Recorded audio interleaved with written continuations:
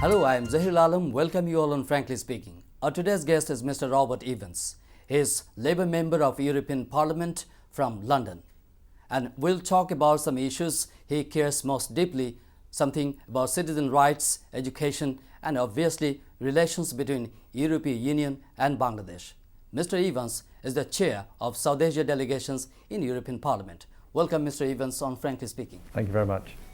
Mr. Evans, I know that it's a very short stay in Bangladesh and you have visited so many places within the short span of time. So what I'd first like to know you that what is your analysis, your observations about the current political and electoral situations in Bangladesh?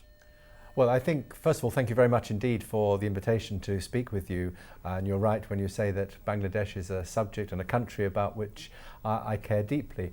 And it's because of that that I think my colleagues in the European Parliament and I have been taking a closer than usual interest in Bangladesh recently, because the caretaker government, which was supposed to be taking place only for 3 months or so, has now been in place for a year.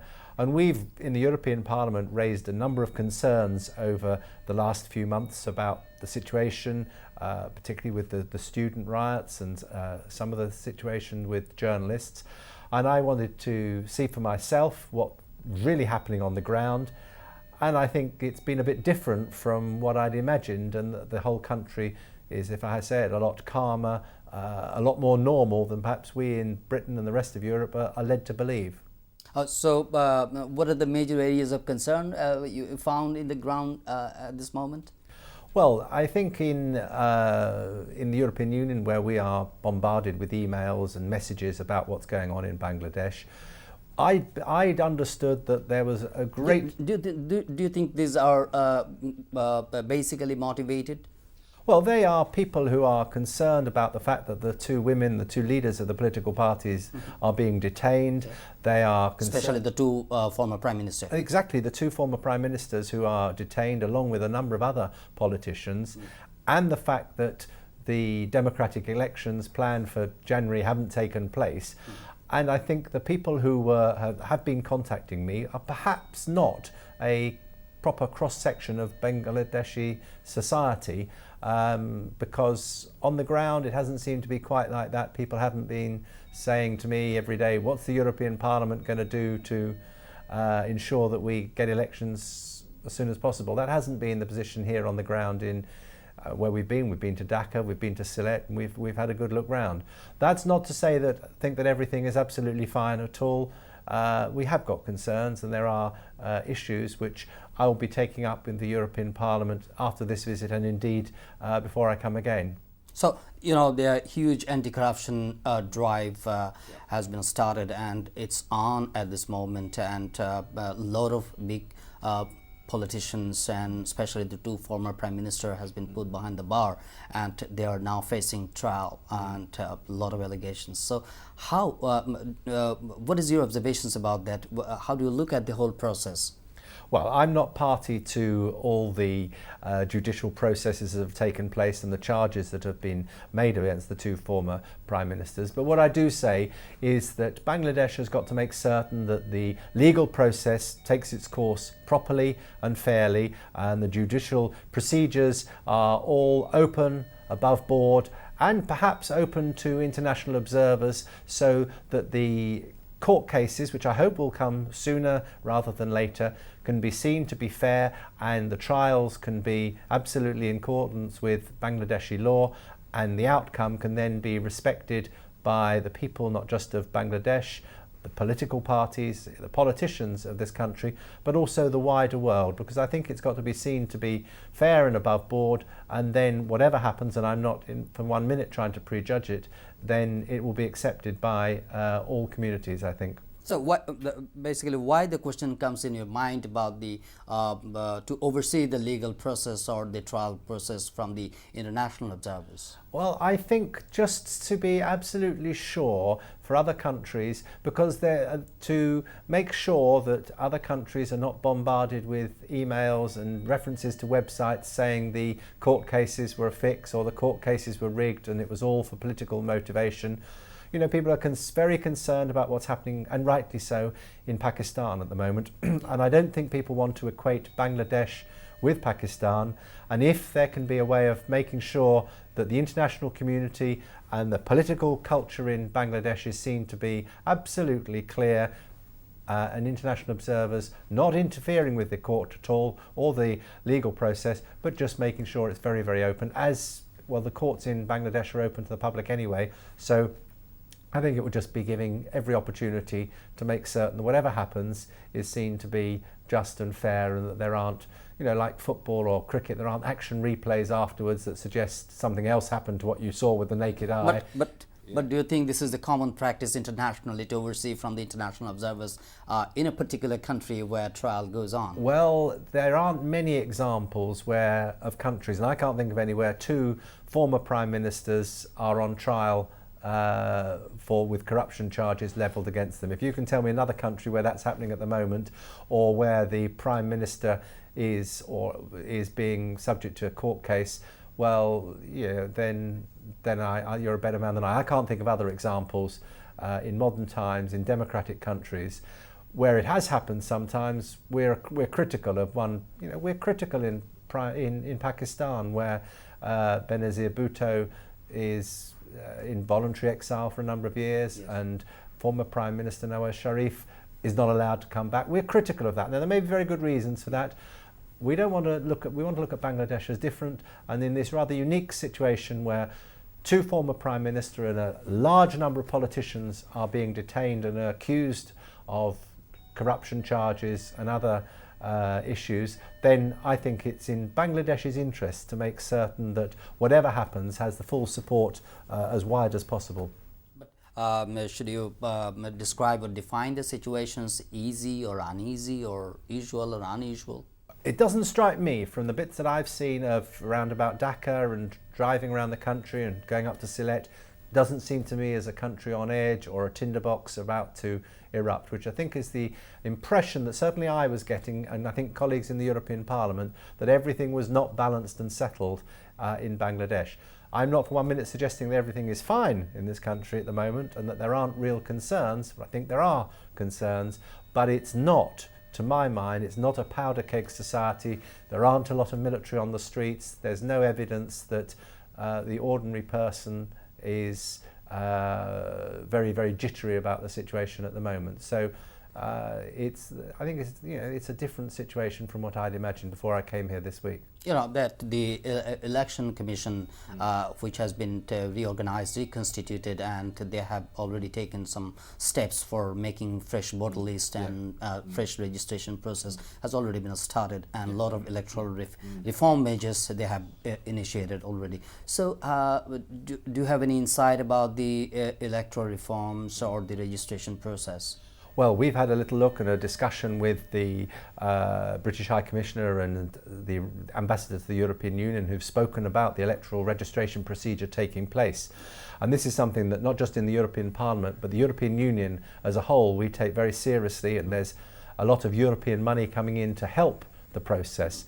And I think when the elections were postponed, one of the reasons that we welcomed the postponement was because I think we knew that the election registration process had not got on board everybody who was perhaps entitled to vote up and down this country. And we're looking at trying to register with photographic identification, photo ID, something like 100 million people. That's a pretty important, pretty difficult task. Yeah.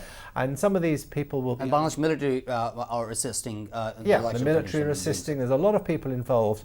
I'm told that it's on track at the moment. It's on track to be finished by, by this time next year or earlier than that. And that's a good sign, and that is important. And I've seen elections and observed them in several different countries, and if 100 million people have got photographic ID and can go down to the polling station with that ID and be checked off against the lists when they come to vote, I think that'll encourage not just a large number of people to participate in the election, but it will make certain that the election gets a clean bill of health and is seen to be, whatever happens, it's seen to be the will of the people of Bangladesh. So we know that from the European Union's delegations, I mean, the European Commission's delegations has arrived to oversee the before the January 22nd election, and the mission has been suspended under given circumstances. So, what will be the next course of action from the European Parliament or European Union? Well, what will happen in the autumn when this time, well, no, it'll be about sort of September next year, I imagine, if it's clear that the process has gone smoothly from the point of view of the organisation and that the election can take place in, let's say, December 2008, just about a little over a year from now. If it's clear that everything's gone to plan and that the trials have taken place and whatever the outcome of that, it's all fairly settled, then what would happen is something like perhaps 3 months before the election,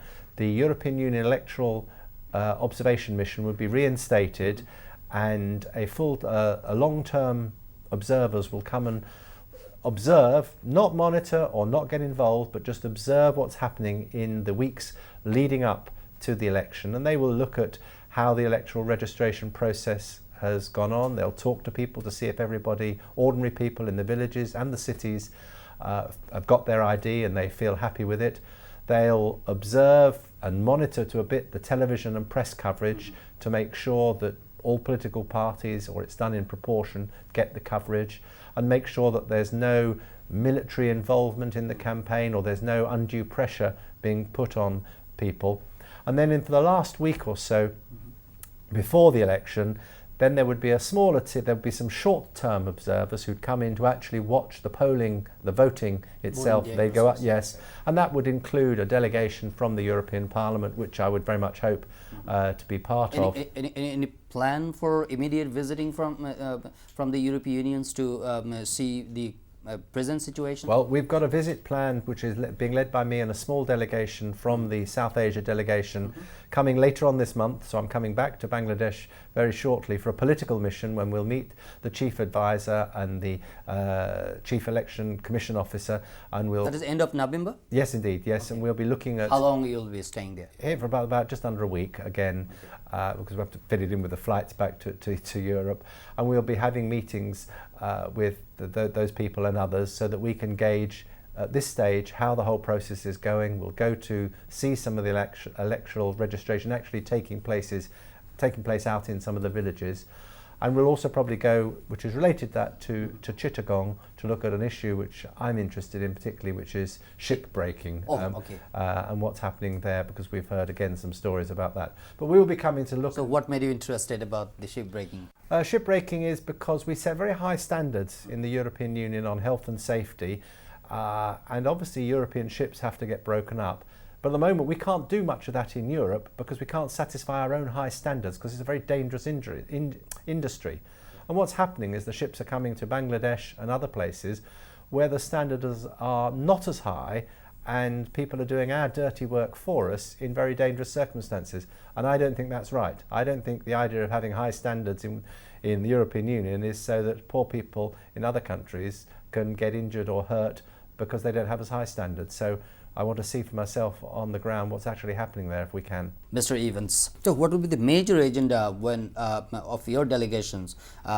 Is that the international observer team is must for oversee the trial process of the two lady who is now behind the bar? No, you see, normally my delegation in the European Parliament is a delegation for links with the Parliament of Bangladesh or the Parliament of Pakistan. There isn't a Parliament of Bangladesh at the moment. So in this rather unusual situation, we're going to have a variety of meetings to see and try and permeate in our own minds whether the fact that Bangladesh has had a caretaker government for over a year is allowing the country to move forward towards those democratic elections which were postponed from January. And if there are criticisms of the system that need to be made, we'll make those criticisms. If we conclude that this, although unusual and perhaps not particularly democratic, is nevertheless the best way forward for Bangladesh, well then we'll say that. But we haven't yet made that position clear, because it's for other colleagues to judge and to look at. This visit I've been on this week has obviously given me a starting blocks, showed me some starting blocks on that, and given me a look at from another angle. Then when I come back again later in the month, it will be much more political, and I'll be meeting key figures in not just the interim government but also the other spheres, whether it's the Chief of Police or the Electoral Commission, to get a full picture of what's really happening. So how do you look at the business relations at this moment? Because European Union, 27 countries, is a major market for Bangladeshi export.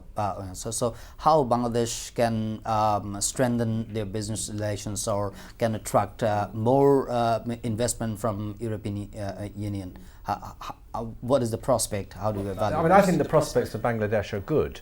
It has enormous potential, and part of the challenge this week in this visit, which has been sponsored by Curry Life magazine and to do with the Curry Fusion Festival here in the Sheraton Hotel, part of that has been really the emphasis to see if we can, through all these different avenues, allow Bangladesh to realise its full potential. It has got enormous potential. And relations between Bangladesh and countries of the European Union are strong. Obviously, historically, they're pretty strong with Britain, but they're also there with the other countries as well. The European Union puts quite a lot of aid in to Bangladesh. The business links are developing all the time. I was reading this morning of another airline which is going to bring, I think it's Slovak Air, which are going to bring in flights to Bangladesh. And they only do that because there's a demand for it, because they feel that there's a need and that there are those links developing. So that's good news for Bangladesh, and I hope that we can continue to build that. Bangladesh is a country of 140, 150 million people. You know, it's about half the size of the whole European Union, all 27 countries. Yeah. So it's got to be a key partner, and we have very strong links with India, which is a bigger country, Bangladesh's neighbour, and just because of that we shouldn't neglect Bangladesh, and we shouldn't think that Bangladesh is just a small country alongside India, because it's bigger than any. Bangladesh, the population is bigger than any country in the European Union, twice the size of the United Kingdom. So, you know, this is not small play that we're talking about. Do you think that after January 11, the changes has been made and is continuing at this moment? Did you find, or do you find anything positive Bangladesh is experiencing at this moment? Oh, well, I think that we've spoken with journalists and the business community and some of the NGOs, and generally they think that the positives outweigh the negatives. There are concerns. The journalists have got some concerns about what's happening at the moment, and a country isn't just run for the business community. It isn't just like that. But if there's corruption and allegations that people are putting money in their pocket that shouldn't do, well, then those allegations... They must be tried. Yeah, absolutely. They have to be investigated properly. Due process of law must take place, and that's got to be stamped out of society. And this is all part of Bangladesh moving forward. Had a troubled history over its, 36-year... Mr. Robert, if I am not being very critical to you and not be very harsh, do you think this is right or internationally accepted norms and standard that poking or talking about so much about the international issues by the foreign partners or development partners, is it right the way to deal with the matters, to intervene or to say much about the internal issues? Well, we would do it with every country in similar situations. And I've just been on the phone this week asking that we have special debates in the European Parliament next week about the situation in Pakistan. We had debates last month about the situation in Burma. And where there are concerns, the European Parliament will publicise it and say so. Now, sometimes we may get it wrong, but I think generally we see it as our role, particularly, I think, with some countries like Pakistan, Bangladesh, where there are a great many people. You're not comparing Pakistan with Bangladesh. No, I'm not. No, what I'm just saying is there are, and if you let continue the sentence, was there are a great number of people of Pakistani and Bangladeshi origin in the European Union countries who are concerned about what's happening in their own countries, different situations entirely. Maldives is another country where there are issues, Sri Lanka. These are all, Nepal, where the elections have been postponed as well, and we will be looking and speaking up about these particular issues. So, in your experience, what are the good things you explored and find in the Bangladeshi people? Well, I think I haven't been to Bangladesh for something like 3 or 4 years, and so this visit, it's a remarkable improvement. It is steadily improving. A lot of issues that we joke about the traffic in Dhaka, but that's a serious issue, because if people want to do business in a city, if they takes them 2 hours to do a journey that should be 20 minutes, it's one that's got to be addressed. I think Bangladesh will be at the forefront of climatic changes, and it will be on the adverse side if it's not careful. So Bangladesh needs to be very aware of that and to be closely involved in climate change discussions. We're concerned about the population, and that the population is rising, and if it continues to rise, this will create real challenges for Bangladesh. Tell about something you personal. I know that you enjoy skiing, enjoy playing hockey, cricket, and what more? Well, I sort of enjoy going to the theatre and the cinema, but I think not a lot of skiing you can do in Bangladesh. Although we went to a little ice rink in Nandan Park. Oh, yes, the theme park. We had a look at that, which is. Did you enjoy it? Very much so. Very good. Very good. And a lot of British-Bangladeshi cooperation there. But cricket, I think, is my real passion. I'm a big supporter of the Bangladeshi cricket team, and I've followed with interest their victories as they've made progress, and also in the World Cup when they did very well. And I think, again, tremendous potential for the Bangladeshi cricket team. It perhaps mirrors the country as itself, and a little bit more experience, a little bit more settled, and I think those big first test victories against some of the other countries will start to come, and I'll be following that closely. Haven't managed to see any cricket whilst we've been here this time, but perhaps in the future. So I'm very optimistic for Bangladeshi cricket as well. Thank you very much, Mr. Robert Evans, for being with us. Thank you. Dear viewers, we thank you indeed and invite you to watch our next episode. Until then, do take care. Bye-bye.